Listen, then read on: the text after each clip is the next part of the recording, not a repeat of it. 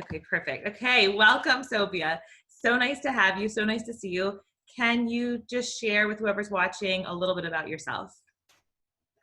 Hi, Rachel. Thank you so much for this opportunity. I'm Sobia Jawade. I'm a leadership and confidence coach, and I feel passionate about helping people to have breakthroughs in their confidence so they can then lead with clarity, resilience, and purpose. I'm also an international speaker, a European kickboxer, a wife, and mother. So that's a little bit about me.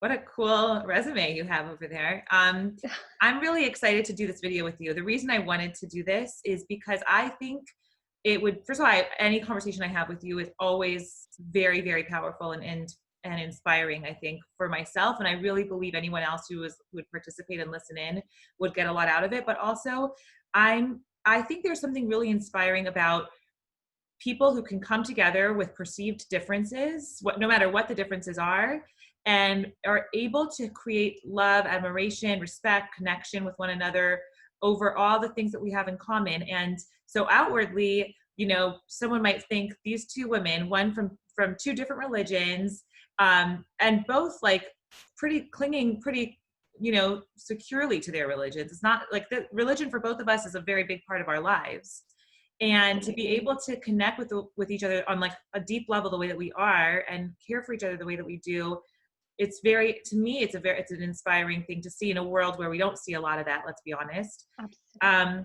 so that's kind of the intent that I wanted to create this with you. I wanted to also share with anyone who's watching how I met you, because really I was looking to restructure my coaching business. I had been coaching for a while and I was looking to restructure it. And I also wanted to eventually leave my day job and work full time as a coach, which would require a whole different way of perceiving my business and working my business. So I needed support, and I knew I needed support to do it. And you had not reached out to me. We had never had a conversation directly. I had seen you on a video, on someone else's video, and I just knew that there was something about you that drew me in. And I wanted to talk to you. And I watched you on a couple of different clips on the video, and I just knew I had this feeling. And later on, what I realized attracted me to you was this real deep security you had with who you are and how you showed up really in your own power, with confidence. So that when I did eventually speak to you and you did propose that we work together, it it wasn't a matter of if I wanted to work with you. I knew I did. It was just a matter of could I swing working with someone and getting the support that I needed at that time, which thankfully I was able to. So I guess what I would love to hear from you is, can you talk a little bit about, because you said it was like not something you were born with, it was like a hard-earned journey. Can you talk a little bit about how you transitioned from a place of maybe being concerned about your image and how you're perceived by other people to a place of real confidence? Yeah, absolutely. And firstly, Rachel, I want to say it's an absolute honor to be connected to you. And you are so right. Externally, we may be really different, like complete opposites of a spectrum, sorry. However, and this is one of the beliefs that Rich Litvin asked on one of his comments, where what is your belief about the world? And one of my beliefs is there is more that unites us than disunites us. And that is something I really embrace wholeheartedly. And that is one of the reasons why I feel I have a great connection with you, because as human beings, if we take away the external, as human beings, or the values, the morals that we stand by as human beings sometimes are so universal and so aligned. And I would much rather connect on that than listen to the noise and the negativity. There is plenty of that, but that's the way I like to show up, and that's the way I like to connect. And I am truly honored to be connected to you. And I say that from the bottom of my heart, Rachel. So thank you for this opportunity. And in relation to your question of how my journey started, I felt that to the outside world, I had all the success markers. I was educated. I grew up in a great family, great morals and values. Education was a really big part of my family upbringing. And so was faith, but I had my own journey of faith. But one of the key things was I felt I was living according to what society expected of me. And that within myself, I wasn't really happy with that. I wasn't really content with that. And it was, um, like I said, to the external, to the outside world, and externally, I had it all: the university education, European kickboxer, living a great life. And it was a time in my life where I hit really a low point, and I lost two people from my family, significant members of my family. And that's where I had a really close encounter with death. And I don't want this to sound morbid, but this is my journey. It was, to the outside world, it seemed I had it all, but within myself, I went through this journey. And this low point is where I started to reflect and ask those questions. What legacy do I want to leave? What do I want to live my life by? And I started this journey of searching.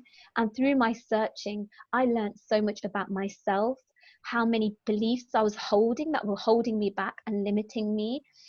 And as I connected with more of what I wanted for my life and who I wanted to be, leaving aside the expectations, I started to step into this true power that I refer to even within my coaching. These connections and these strengths that we have as individuals that then make us whole.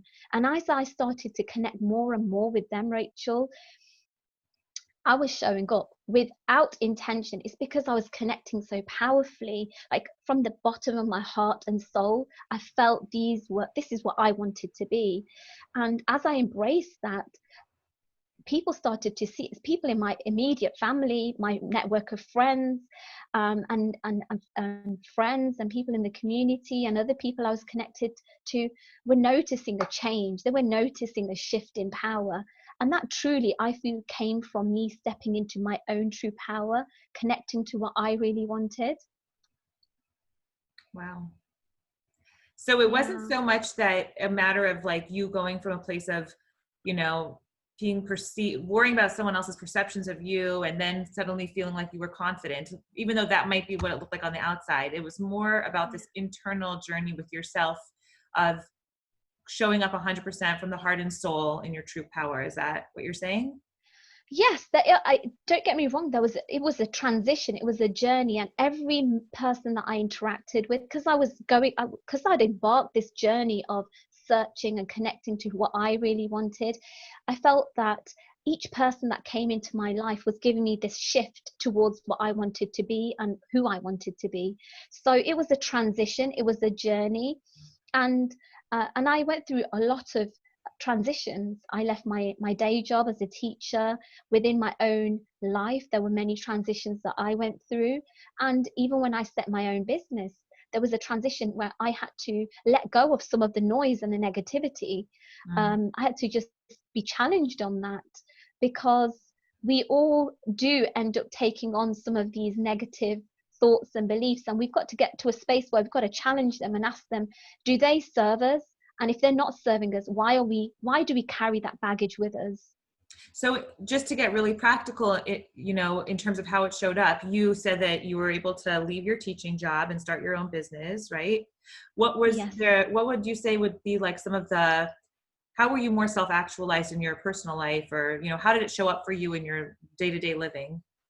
Yeah. So in terms of some vocally, is when I set my business up, I was wanting to work with high performing individuals, business owners, people who are making a big difference in the world. And I had this belief, Rachel, that because of my ethnicity and my background and my faith, I wouldn't be able to work with these professionals and these people who I saw as high performers. Like, how could I make that change? And it was a belief, right? Because it wasn't evident. It wasn't a fact. It was just a belief. And I was challenged on that. And my coach said to me, Sobia, the people you are meant to serve, you will. It doesn't matter what they look like, who they are. If you are meant to serve them and they resonate and they connect with you, you will serve them powerfully. And those who you are not meant to serve and who are not going to be in your path, they just won't come to you. And that really resonated with me. And that was like a golden nugget, which I embraced. And I felt that was a real tipping point in my business. And as soon as I let go of that belief, Rachel, I'm telling you, incredible things started happening in my business. I was working with incredible people, you being one of them, and so many other of my clients. And then there was a transition of, okay, well, I'm a part-time teacher and I'm doing really well in my business. And then there was the belief of being secure and steady. My teaching job is secure, it's steady, it's a safety net for me. But it was the belief, because the evidence was that my business was thriving. Why am I holding on to something that's limiting me? Even though teaching is, for me, I see it as a great way of contributing, and I see it as a great place to be in, as a great profession to be in. But that was a personal choice. Then I had to really align myself to my vision and my purpose. And I thought, no, coaching is where I'm meant to be. That's the way I want to show up in the world. And so I went through that transition too, Rachel. So it has been like a journey. Yeah. Yeah. I mean, that I keep going back when you were talking to the golden nugget that you talked about, where you said the people that you were meant to serve, you're going to serve, and they're going to find you and it'll resonate with them. To me, that it unlocks a lot, because it kind of is like, it's the difference between being plugged into a world of judging you, however you perceive yourself being judged as. And there's a lot of judgment in the world. Like, there's no lack of judgment. Absolutely. So we can certainly plug into all of that and be completely disempowered. But then to have come from this perspective, it's so empowering to say, like, maybe 90% of people are going to have judging thoughts, but it's not really my business what they're thinking about me, because my Absolutely. business is who resonates with me, who are my people, and who I can connect to. Let me focus my energy on Yeah. that. Yeah, and that was a game changer for me, because when I embraced that belief, I just had this real motivation and purpose. I kind of stepped into what they talk about, scarcity and abundance. I stepped into an abundance mindset, and Mm, I just embraced that, and I just went along with that, and it worked for me, because I then was showing up in a way where I was authentic. I didn't need to please or be confined to a box. I was me. You like it, you don't like it. If you like it, you're going to come and work with me. If you don't like it, you're judging, and I'm not meant to serve you. and that, I think that you just captured the attitude that I loved so much. It's just this sort of like, it's an unapologetically authentic way of coming in the world, and sort of like, it's not aggressive. It's like, I don't care what you think about me, but not in an aggressive or defensive way. I just, I'm not going to worry myself about small things, because I want to pursue big things type of feeling. Yeah, absolutely. Absolutely. And authenticity is really important. And I think as women and even men, I work with many men from many different backgrounds, we're all always taught in schools, through society, that this is a success marker. If you're like this, if you have a bachelor's degree or a PhD, or if you're a doctor or an engineer, you are going to be successful. That's just a narrative. That's a way of confining success. And I don't think that's true. I think authenticity is really important. And that's something a lot of people are lacking in life, because that's where the human connection is. Yeah. We go through highs and lows, there's challenges and there's good times. And when you show up in that authenticity, there is a power that comes from your heart and soul. I genuinely believe that. Yeah. And we're spiritual beings, and we connect to that energy. Yeah. And I actually think that was, for us, you and me, the secret to our connection. And I think it's critical in any type of coaching environment, but really any kind of connection at all, is Yeah. making space for authenticity. And so I remember when you and I were having conversations, if there was ever a hint of lack of authenticity, because so oftentimes it's insidious. Like, I won't even realize I'm being inauthentic. Like, I'm just saying things that I think I'm supposed to say, as opposed to things I actually want to say, or owning myself. And Yeah. so being authentic in that space is so important. And the other piece of this is, and this is the big paradox in life, I think, what you just talked about, how important it is for true connection to be authentically yourself. But the thing is, from the time we're children, attachment and authenticity are in conflict. Like, a parent to a child, a parent will say, don't do that, or you shouldn't say that. And they're immediately telling their child not to be authentic in order to stay attached to the parent. And teachers do it in the classroom, and friends do it in social circles, and then in professional circles, and universities, places. It's like, it's completely pervasive. Do you know what I mean? Yeah, absolutely. And I think as mothers, it's really important that with our learning, with our growth, we are not imposing that kind of belief to with our children. And I think that's the beauty of being in this space of self-development. Everything that we're learning, we can mold the future generation. And the way we observe that attachment that you refer to were the ways that we're supposed to be behaving, and you shouldn't do this and you should do this, and it's okay to say this and it's not okay to say that. And as human beings, that's something we've been raised with, and my parents did it to me, and I hear other parents doing, and I sometimes catch myself doing it. But then I have that extra bit of awareness to know, look, you've got to let that go. You've got to embrace the good, the bad, the ugly, and it's part of that. That's part of authenticity. But it's a journey. I'm not saying I have all the answers, but I'm learning, I'm open, I'm growing. Yeah. Yeah. And you're a living example of being in that process, which is really inspiring to see. Do you think that when someone comes to you and there's just a huge discrepancy between being authentically themselves and this image of who they think they're supposed to be, like those two, that gap, what do you think is the biggest key to closing that gap? I think honesty, like being really honest with yourself. I think as human beings, and I see this in my clients as well, we have what we should be in our mind, but in our heart we know what we truly are. Those fears, those thoughts, those limiting beliefs, we know that within ourselves, but often we're not called out on them, or often a space is never created where you can actually speak about them. For somebody, a second person, to come in and say, hold on a second, is that really true? Where's the evidence for that? And actually challenging those thoughts and beliefs and feelings. And so there is a discrepancy, and especially because I work with leaders, there's this added layer of pressure because they've got to show up as being confident, leading, knowing their information. But what's been really beautiful in my spaces, especially in coaching, is that this space of a non-judgmental space. There's no judging. It's completely confidential, and just let down your guard. And that is a vulnerable space. And so that discrepancy, there's a space where they can get the opportunity to be honest about it, to admit to themselves, and then I'm there as a coach to really challenge them on it. And magic happens in that space because there's many insights and realizations that happen. And I know that's happened with me, right? Where somebody's called me out on something. An example is that belief I had that I couldn't be successful because of what I look like. Somebody just had to call me out on it and give me a different perspective. And I see that. And I'm sure you probably see that with your clients too, Rachel. I'm not sure. Yeah, absolutely. I think calling someone out I think that's the key, like creating a safe space where you can say whatever you need to say, and it being a safe space to call the other person out with love and respect for their own best, to be their own best version of themselves, is a really, really incredible, it's an incredible thing.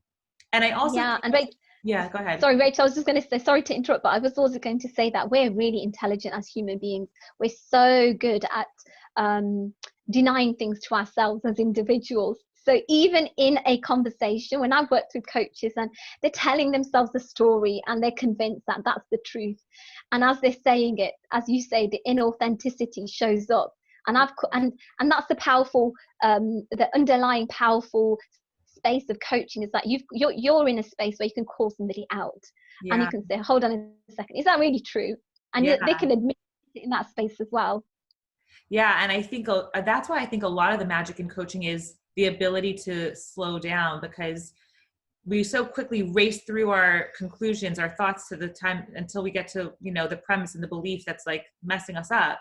And so when you're in a coaching space, just being able to dial into what the person is saying and listen for that language and all that stuff, I think is super important. The other part of like owning your power, I think, is when you say something out loud and own it, it suddenly loses some of the shadow that kind of casts on your life. Like, let's say you're trying to be someone because you think you're supposed to, and then you finally say what you want to say, or you finally say what is true for you without fear that you're going to be judged. There's that moment where this like boogeyman that's been hiding in the closet, that's like threatening to come out and, attack you as soon as you say it, just goes away. And it's not so scary after all. Do you know what I mean when I say that? Yeah, absolutely. And often we're our own worst enemy, and that we get in our own way. And sometimes just calling it out, just saying what you are genuinely thinking, it's very empowering, because you're own, when I refer to owning your truth, actually saying what you truly believe. And it may not be the right space, it may not be the right time, but even owning your own truth to yourself is liberating, it's empowering, Yeah. because you're not denying it. And then that step further, the people that are involved, sharing it with them, or sharing it with people that you can help or inspire, or just by listening to your words, they can create some sort of change in their lives. and Yeah. and i and i and that's really powerful, Rachel. I feel that sometimes when we get in our way, we hold back, and yet there is somebody there out there that is just waiting to hear your words, to give them that inspiration, to give them that permission to do what they want to do. Yeah. Yeah, absolutely. When was when you talk about standing in your own way and waiting on permission, things like that, can you recall in a more recent time where you felt like your power was kind of being taken from you by, you were relinquishing your power to someone else because they said something that kind of triggered your belief about something that was not correct or whatever it is? Um, to be fair with you, Rachel, I would say I challenge myself. Like whenever I realize that I'm in my comfort zone, I for me, integrity is really important as a coach and as a human being. And when I see myself just staying in my comfort zone, I call myself out on it, and I think, whoa, Sophie, this is just not acceptable. If you know you want to focus on that, or you want to do that, why are you not doing it? And that comes as part of my own growth and my own awareness. So as a coach, I feel I'm surrounded by some incredible coaches, because I do believe in coaching. I have my own coaches who call me out on it all the time. So I don't feel, since being in my business, that I can't think of a specific example. But before that, Rachel, all the time, like, I relinquished my power to anybody and everybody. Like, I can't believe that I used to be like that. And that's where I see the shift, and people started to notice the difference in me as well. So I wouldn't say certain things, and I'd dull my shine. I wouldn't share my what I'm doing, because I thought people are going to judge me, or they're going to think I'm showing off, or I know it all. But I would dull that shine. Whereas now I recognize that I'm not showing off. I'm sharing to inspire. I'm sharing because I know that to the right person it will resonate, and to the person who it's not going to resonate with, you've got haters all around, haven't you? And you've got your lovers and your fans and the people that you're going to resonate with. Yeah. Do you still find you needing to like tell yourself not to be censored? Do you still find yourself trying to censor or edit what you say and put out in the world? I I don't see it as censoring and editing. I feel that I have to align myself to what I want to do. So what I love to do is create connection. And my words, if they're going to create connection, I need to share them. But I have to honestly say, at the beginning of this year, I really had to connect with my why and my purpose. And genuinely, with what's going on with COVID, and Mhm. I had a death in the family, these are I see them as reminders. And for me, I had to really connect with, what do I really want to help people achieve? And and I had to be a bit more open, I felt. So if you look at some of my posts, I shared the conversations I was having with my mum. And Yes. in the past, I would never share anything like that, because I think, oh, it's too soppy and too emotional. But I was going through that journey, and so I felt I shouldn't edit that, because there's the power in that. And I was going through that experience. And again, I told myself, the people who are going to resonate they'll take whatever they need to. And those who think it's soppy and too emotional, They'll that's just just pass how it it. is. Yeah. Yeah. Yeah. Totally. It's so interesting. I completely understand what you're saying, and I still find myself second guessing if I'm about to say something, and I have to ask myself, first of all, is it aligned with what I want? Like, I think what you just said about knowing your why is so important, because if you're just going to share with no filter whatsoever, it's not necessarily going to serve you or the people around you either. Yeah. So you have to kind of Yeah. strike this balance between being really focused on your purpose, and once you are, not has no like no hesitation, but really going for it. And I also find that what's really helped me is I'm no longer sharing for the sake of other people's responses necessarily, although I want to serve other people, but I'm sharing because I want to share. And for me, that's the win, Yeah. you know? And intention is really important as well. And you say something really important, Rachel. It's not because of their likes. There's going to be lots of people that see yours and my social media posts.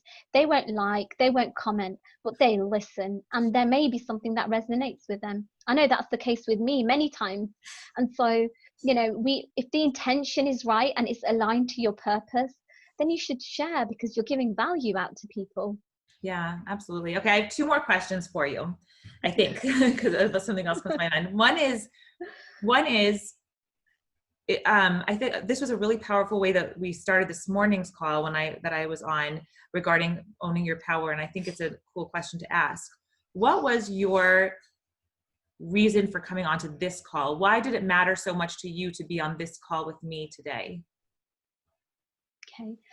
So Rachel, I at the end of last year, I reflected on who I absolutely loved working with. So I did a big reflection piece, and I noted down all the people that I felt really connected to, and I was honored to serve them as a coach and to have them to be connected to them. And so I well, your name was on that list, but because I was going through so much at that time, we had a death in the family and I couldn't reach out to my clients. And I think you reached out to me just, was it last week? And I sent you a voice note saying, look, Rachel, I really wanted to share this with you, but I just haven't had the opportunity. So my intention for coming on today's call was to firstly say thank you, that I was so honored. I loved working with you. And I genuinely believe this, Rachel, that there is so much more that unites us as human beings than disunites us. And I stand for that. And I think this is an example of that. And because I believe it, it is a belief of mine. And I see that in my life with other relationships as well. I think it's something that we should share with people within my community, with your community. And it is something I really value because there have been so many people in my life who've shaped me to be who I am, who have been completely different to my faith, my background. That hasn't mattered. They've shaped me to be a better person. And I am so grateful for that. And as coaches, we believe we don't just give to our clients, we receive so much as well. And in our working relationship, Rachel, I shared this with you on the voice note, there's so much I received as well. So I hope that answers your question. Yeah, absolutely. And I really appreciate that. And, I think, and the reason I actually reached out to you last week is connected somewhat to this conversation in the sense that one of our conversations was around someone who I was serving. And I wasn't sure, like they weren't yet a client. I was hoping that they would become one. But you pointed out to me that there was a way to position myself powerfully where no matter what they were going to say, whether it was a yes or a no, I was going to leave feeling empowered, and that would be my win. And like, that would be the measuring stick. And so that experience with that person and your perspective on it stuck with me, and it sticks with me now. And I created from that a tool that I tell for my own clients called like a win-win tool, which is what is your measuring stick right now for success? And if it's something that's going to be like a sum zero game, it's likely you're hinging your success on someone else or you're relinquishing your power. And you don't have to do that. You can make a measuring stick of success that's going to make it a win-win for you. No matter how I come out of this meeting, this conversation, whatever I'm about to embark on, I'm going to win because my goal is something that is winnable for me internally. Did I articulate that clearly? You articulated it beautifully, Rachel. Win-win. And we all have different terminology, right? You call it win-win, I call it unattachment, showing up powerfully, all these different, but coming from a place of abundance and remaining unattached, because you know what you referred to as that measuring stick.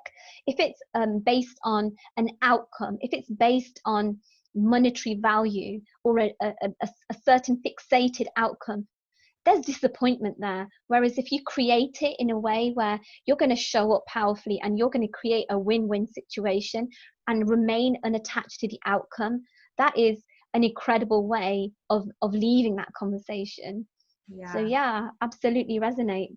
And this is where it gets really concrete when you're talking to someone and you're in a coaching relationship, because it's not just perspective. Everyone talks about perspective, but the reason perspective matters so much is because it doesn't just live in our minds. It really does make or break our feelings about our day, our relationships, our business, and everything else. So I think it plays Absolutely. out in the real world. Yeah. Yeah, of course. Of course it does.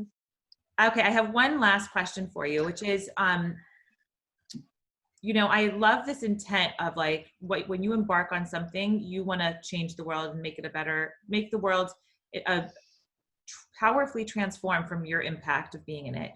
If you could say through the lens of this conversation, how you would intend to come out of this, changing the world for the better in your unique way, how would you say you would want to do that? Like, what is your intention?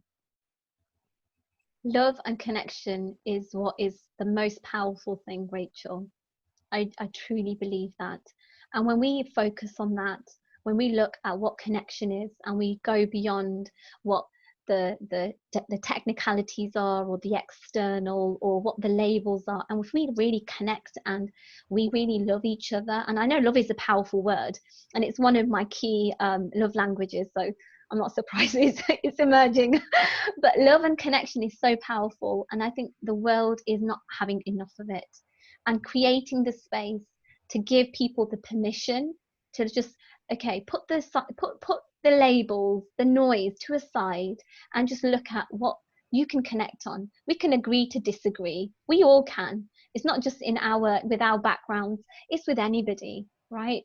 We Yeah. can agree to disagree, and let's make it work. Let's make it work so we can make the world a better place. Isn't there enough noise? Isn't there enough distraction and enough negativity? Like, what do you want to do? Wallow in that, or do you want to stand up and say, right, okay, well, how can we make this situation better? And there was a time where I was wondering whether my voice would count, and I think if there's anything, each and every one of our voices counts in our circle, whether it's with our family, whether it's in our community, whether it's online. Each and every one of our voices counts. And so that's what I want to leave with, because that is owning your power. That is like you saying, my voice counts. What I say counts. What I do counts. And I can make a change in this world. And that change may be through your children. It may be through your community. It may be through yourself, with the way you behave, or the way you think. And that for me is a place which works for me and gives me hope. Yeah, that's beautiful. That's really beautiful words. I'm wondering how you feel this resonates with you, but what I have noticed in that context with all that you just said and growing this coaching business is that the way to do it, the way to build connection and love in the world, is through these one-on-one interactions of building positivity and making space for powerfully showing up and sharing your authenticity, and it being okay to do that. Is there a place for also addressing negativity? Or do you feel like just, Absolutely. okay. Yeah. And how Yeah, do you do that? I don't think I'm the best person to speak about that. I'll tell you why, Rachel, because I don't deal very well with negativity. I find it's the thing that sways me. It makes me realize how challenging things sometimes can be. And an example is with COVID. Ask me what's going on, and I don't know, because I don't watch the news. However, there is a reality, and that reality is where there's certain policies and laws, and there's certain things that are happening in the outside world that impact you, and that's the reality. And when that starts to impact you in your daily life and the people around you, then I think there's a time to speak up about it. And if there's anything that you can do directly to impact it. So I don't like to say that I'm living in this fluffy bubble. I do know there is a time and space for it, but I have to, this is a conversation I have with myself. Where do I show up, and where can I make a contribution? And is that in that space of reality with what's going on in the outside world, or is that in my own space with what I'm doing? And I think individually, depending on where you are and what you do, if you are a politician or you are in legislation, that's where your power lies, right? If you ask me about that, I have no idea. Whereas what I can help people do is live into their true power and create a life that they want in their personal and professional life. That's where my power lies. Yeah. And so I do believe there's a time and space for it. And it is a reality. It impacts my children, like it impacts my daughter. And sometimes when I reflect on it, it's a very scary reality to consider. But then I ask, how do I want to shape her? How do I want her to deal with things? And that is, I'd much rather shape her in that way rather than, look, this is what's happening in the world, and come from a scarcity point of view.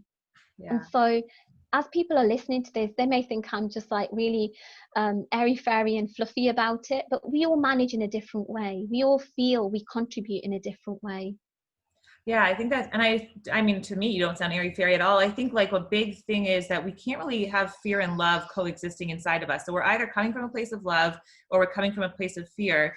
And if we're in a territory that generates this feeling of fear, just being able to transition to coming from a place of love is enough correction in the world that by itself will be shifting. If we all took full responsibility for ourselves in that regard, so much would happen. So like I know as soon as I come from a fearful place, I've lost my power, I'm ruining it for other people, like it's just all dark. But as soon as I come from like a really loving place, it's entirely different. And I'll give you a really tiny example from another coach that I saw. Someone had written on her wall something that was pretty negative, about her political views, which I actually don't ever post political things because, like you, I don't look for ways of being divisive. I like the feeling of being connected with other people. And I know that politics is one of the ways that people divide. Yeah, But she absolutely. did choose to share about something. And so this person wrote something pretty negative. And what she wrote back, I thought was so regal, like the way she wrote back, which was, you must be new here if you're going to show up like this on my wall. But let me just tell you, I am really stubborn. And the more you show up like this, the more brilliant I become, the more confident I am, the more loving I am. I don't remember her exact words, but in no way did she waver from because of negativity coming at her. Rather, she used it, leveraged it to transcend and elevate herself and be more brilliant, more shining, which I thought was just such a remarkable way of not being aggressive and yet owning who she is, what she stands for, and not relinquishing her power to someone else. Yeah, and Rachel, as you share that with me, there is always a way that we can deal with negativity or that comment. And if we are truly aligned to, I know you say she shared a political statement, but whatever statement we share, if it resonates with the core of you, you will stand in that space and you would embrace whoever comes your way. And that's the case with any statement that we make. If it really is resonating with our beliefs and our core, you won't shift from that, because it's you in that space which you stand for. And that is, whether that's integrity, whether you call that being grounded in your beliefs. And we see that amongst every sector, where you see people that are really, staunch is not the right word, but where they are really firm in what they're believing, and that serves them. And the way I see that reflecting in me is, if somebody came along to me and questioned something about what I stand strong for, then I'm sure I would come across with an opinion, not an opinion, but a view that's grounded in my beliefs. But if there was something where I was willing to learn and shift, then I think we all are willing, especially in self-growth and self-learning, we're willing to learn and adapt. So yeah, that's just my take on it. Yeah, that's beautiful. Okay, so to close, I would love to share an insight that I got from this conversation. And if you want to share that one as well, I'd love to hear. But for me, a really big takeaway from this conversation is, because it's such a continuum and like I'm always evolving on it, just becoming even more authentic to myself, even more true to who I am as opposed to who I think I should be in this world, or living up to a false image of who I should be. And rather going back to this true authenticity, real connection to who I am, and coming from that place of flowing inside out, and trusting, and this is the key for me, trusting that that is enough to draw in the people I want to be connected to, and everything else just disappears and goes away. And for me, so I thank you. That was a really big insight that I feel myself deepening and sinking into more and more as we talk. Is there any insight that you want to share Thank in the you. conversation? Yeah, and for me, the insight has been that the win-win. And I remember speaking about it in a very passive way in our conversation. And actually in this call, the insight that I've got is that you can say things in a very verbal way, but actually how deep rooted are they within you? And as you spoke about the win-win, it's been a great insight and a great reminder for me to really stand firm in that, because I think sometimes we can lose focus. So that's like a really key insight for me. And another one is connection. You can't go wrong with that. And I feel connected to you in this call. And I think there's so much more power in that. So that's another insight that I've got. Yeah, thank you so much. I really feel connected to you as well, very deeply. And one thing I didn't yet say to anyone listening, but you and I have discussed in the privacy of our own conversations, has been that we're both women of faith, which is such a powerful thing to have in common. That we both can acknowledge there's something bigger and greater than us that's running the show and taking care of us and Yeah. loving us, and that we can lean on in all times. So I see that connection. I see that. And to me, there's really nothing that compares, that holds a candle to that type of a connection. Yeah, absolutely, Rachel, and that's so beautiful. And I am so proud of being able to do that. And the fact that, and I draw a lot of gratitude from the fact that you stand in your faith and I stand in my faith, and it's never been a factor. And one of the key things that always comes up for me when I have this kind of connection, because I'm so humbled by it, but I do have this kind of connection with many people from different backgrounds. And something I'd like to share, and I'm not sure if this is the case in your faith as well, but in our faith we believe that when the souls were together in heaven, and I can share this with you because you're a woman of faith, when the souls were together in heaven, the souls that were gathered together had a connection. And on earth, when those souls meet each other, there is a connection. And it doesn't matter what background or what they believe, but when those souls connect, it's because they were in a close proximity together in heaven. And I feel a bit emotional as I say this, because I believe that. And I feel when I have this connection with people, I believe that there is some, whether they believe in God or not, but there is a soul connection. And that's something I wanted to share, because sometimes we can't comprehend it, but we can feel it.